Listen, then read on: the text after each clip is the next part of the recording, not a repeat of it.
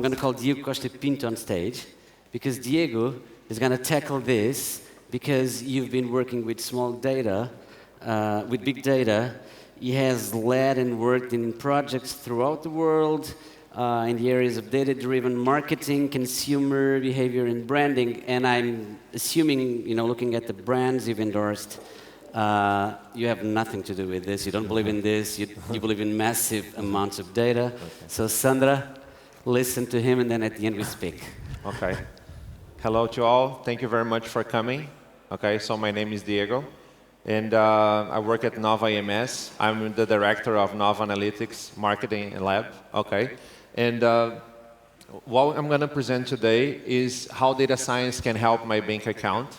And I think it's very interesting to see how Guilherme and how the SPA, Data Science Portugal, they did this organization of event. Because Sandra works with experiments, and I work in the middle between experiments and big data. So basically, I work with both, okay? So this project is also in partnership with several organizations. So I want to thank, of course, Marketing Analytics Lab, Nova IMS, University of Lisbon, the Psychology Department, okay? We also have help from DECO, the Defesa do Consumidor. This project also has received funding from FCT, Foundation of Science and Technology, and also from European Fund, okay? And that's why I want to thank. So this project's not just mine, several researchers on that, from Portugal, from United States, from Brazil, etc. So, and from Italy. So when we started the project, the question was, can data science really help my bank account? So here, I'm not talking about your specific bank account or mine, but from the Portuguese consumers who are over-indebted. It means that several consumers in Portugal, even though we have passed the crisis, they are over-indebted, okay? And it doesn't matter after 2014, 15, 16, 17, 18, we have already data from 18, and still people are over-indebted in Portugal, which is a pity for us. And what interests me is the question. So what we did to tackle this, we used, of course, in the beginning, small data. So we had psychologists from University of Lisbon interviewing families, because this problem of over-indebtedness is very complicated, okay? Just to give you one idea, over-indebtedness, it means you have so much debt that you're going to lose your house. It's not something, okay, I spent too much on credit card, or I traveled a lot this year, spent too much at Uber. No, it's not that. It's like you're going to lose your house. So we need to do the psychology part. We also did some experiments to tackle self-control, okay? And in the end, what we did is like to use data science to see if we could really help the data science, the bank account of Portuguese consumers.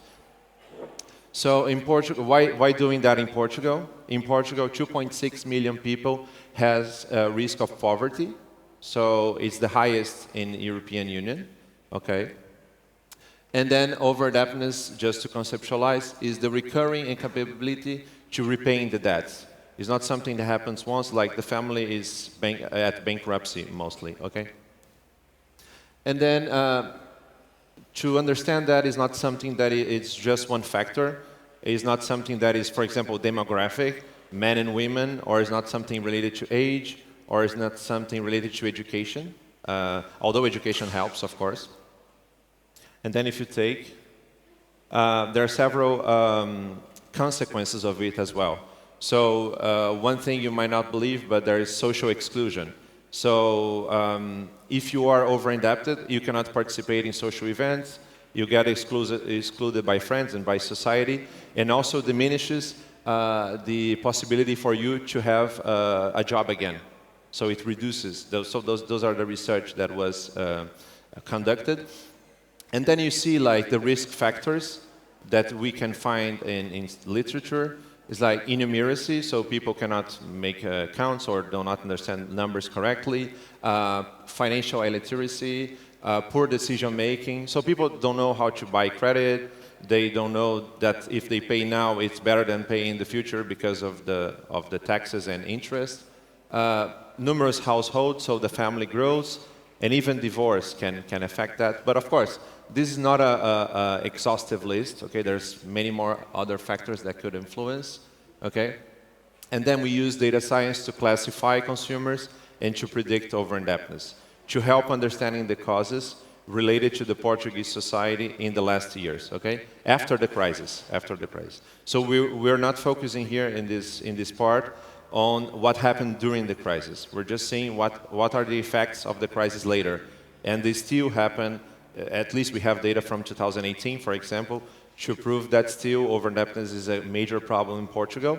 Of course, the reasons changed, okay? Nowadays, if you take the urban areas, it's more related to renting and to the housing, okay, than before. But anyway, some cases even is related to consumption credit for a car, you know, like to buy a carinha, you know what I mean? So it's basically is that. And the idea is to reduce poverty risk, okay? So the methods we took, this is like part of the study with the households from DECO. So it means each household had more or less 4 people, okay? And in the end, we had more than 10,000 consumers, 10,000 people, but we analyzed by the household itself. And then what we had is like tons of questions, psychological interviews. We had several data to analyze, and basically it was impossible.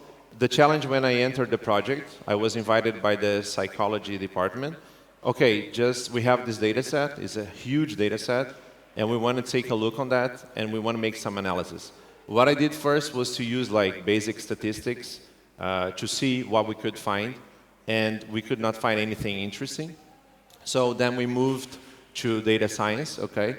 I'm not going to go step by step on what we did. It's just to show the procedure. I can send you the presentation later.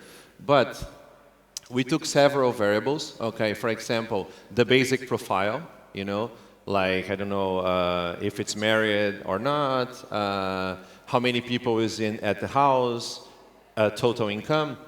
We also took several causes, psychological causes. What were the causes of financial difficulty? Okay, is it about credit control, low credit control? Is it about self-control, so people want to spend and spend? What is it about? And also about credit value and credit quantity, okay? Because some families are really over-indebted. And then, of course, we did some feature engineering. We reduced the number of variables as well, because the data set was too huge. So what we did was reducing the data set, okay, until we found a set of variables that could be explanatory to our phenomena, okay, but also that we could do some intervention, because it's impossible to do intervention on all the variables. But we could do some experimentation, field experiments later in some variables. So just to give you an idea, in the data set, in terms of income, there were some outliers that we needed to remove, okay? For example, there was some family that said that makes 60,000 euros per month. So says it's impossible. Anyway, but we talked with the family later, etc. It doesn't matter. But so you see that people, sometimes the innumeracy is so big that people do not understand how much they make. They don't know, they don't really know. So they calculate it over the year. So anyway, so we discovered that. And then we did machine learning. First, we did clustering, okay? We used self-organizing maps, kind of basic technique. But we did several different measures for cluster analysis to see, do we need 3 clusters, or is it 2 clusters, 4 clusters, etc. So we didn't fix into 3. And all the methods we used came into 3 clusters, okay? So what are the 3 clusters? Basically, here's the interaction, how it worked, okay? So basically, we have 3 clusters considering the population of consumers over-indebted, okay? What means the population of over-indebted consumers? So those are all the consumers that contacted DECO for help, okay? So they're really in the risk to lose the house, etc. So, and they are all from all Portugal, not just Lisbon area. So they are from Portugal. We tried also to analyze that based on geographical issues, you know, like because we had the postal code of each household, but it didn't affect a lot our results. Of course, there is an urban effect, but I'm not going to cover here. So the first cluster is the low-income families, okay? So those are families that have low income, and then the family increase and happen some adverse life events, okay?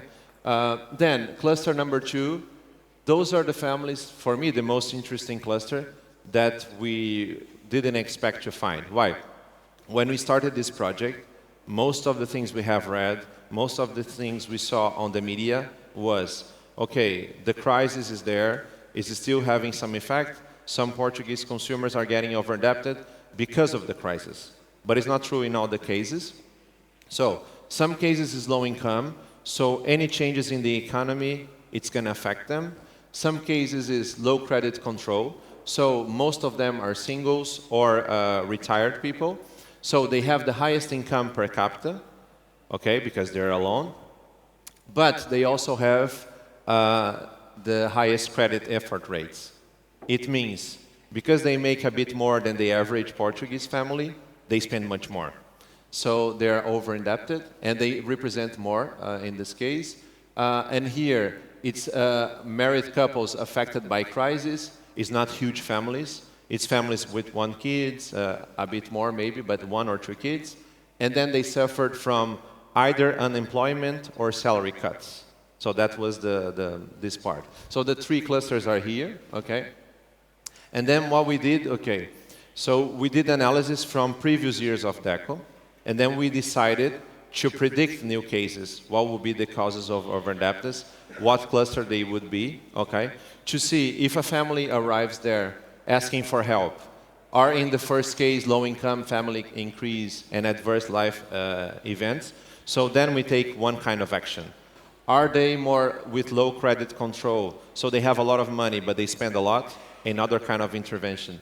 Or are they affected by the crisis, unemployment, etc.? Another kind of intervention. So you see, the 3 clusters will be totally different kinds of interventions, and that's how we can help DECO to do that. Of course, we have the help with their analysts, okay? The things we're doing here is not just based on data science, so every decision that comes, they also validate, and I'll show you later how. Okay, so we came from clustering to classification. The idea is to minimize logistic loss and to increase the average score of prediction. What we did, we used automated machine learning. So we created 32,000 models, intermediate models, with 6 folds of data. Okay, so those first folds of data were the training set, and then the NC data was 20% of the cases, and also the new cases that entered the project, okay? And then we found 6,000 models with adjusted hyperparameters. Then we chose the best models, the best of each algorithm. And then we did what we called the winning model, okay? So 6 best models to predict over-indebtedness. Okay, so we used many classifiers as you can imagine. We have the documentation for that. Just for you to have one idea, the documentation just for this presentation is about 300 pages. Just for, not the programming, of course, but the documentation. So we have the classifiers. And then here we eliminated based on log loss. So we wanted the ones that were more accurate.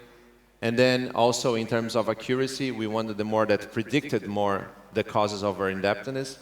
Because imagine what happened nowadays. A family comes to DECO and needs help, okay? So they pass for interviews, they need to come once, maybe twice, it depends on how much information they give to DECO. They also could do that online as well and then arrange a meeting. But then with these systems, what we want to have is like to be 90% sure or around 90% sure, be right in 9 out of 10 cases that we had the right decision for the family, okay? So that's what we get. We use the new support vector machine, and then we get 89.5. So this is also the documentation. I don't expect you to read that, but it's like to show that this was the best algorithm. And basically, in terms of conclusion, the algorithm that we have created, so each 10 consumers or each 10 families that go to DECO 9, we are right, so we can give the right strategy. And imagine 1, we're wrong, so they have also the analysts there to help them, okay? So basically, what we're helping here is, I would say, is at least in 2, we have at least 2 contributions. The first one is to say, okay, not all over-indebted families are the same. Some of them need different treatment, different interventions to improve their financial situation. But also to say, okay, if we need to do intervention, sometimes the family needs the intervention that day because they're going to lose the house Monday, for example. If they don't go to the bank, they do not negotiate. So this will accelerate the way they do the decisions for the families. So they suggest the interventions. They renegotiate the debt. So here is the app we are creating. We're still in the creation phase. And so this app is going to be launched in December. Okay, our plan is to beta test in December and launch officially next year. Okay, so this is just the first part of the app. So basically, this gives an overview of the customer profile. But then there are several other parts I didn't put here for confidentiality. So don't worry, that Gonçalo da Costa does not exist. And but down here, if you go, there are several parts where the artificial intelligence gives suggestions. So what to do with the house credit? Should renegotiate? Should give up the house, etc. What we do with the car credit? Should we give up the car? Give back to anyway? So what should we do, or buy a less expensive car, for example? And this software gives all the solutions. Basically, gives the solution credit by credit, powered by artificial intelligence, and then the eco analyst just validates it or not. Because sometimes he can talk with the family and find something different. You know, like the family says in the form that they have some situation, but then he discovers they just have low self-control and they're just spending more than they could. Anyway, or they have some unemployment situation, etc. So that's the app we're creating based on artificial intelligence. So the idea here was never to not overcome, but it was never to substitute the power of human decision, but just to help them, okay? We want the eco-analysts to still work on the project, etc. And here's just to help them. Instead of them losing days analyzing each case, they can just have, like, if the information is full, it's on the system. In less than 1 minute, they can have the solution, and then they just click OK or not OK. They can make the decision. And I believe this app is going to give a nice contribution for them. Our dream behind this project as well, it needs some authorization, is to have a website where any Portuguese family, of course with data privacy, etc., can go there and put their financial information and see, okay, take care with house credit, or give the same output for them to help them avoiding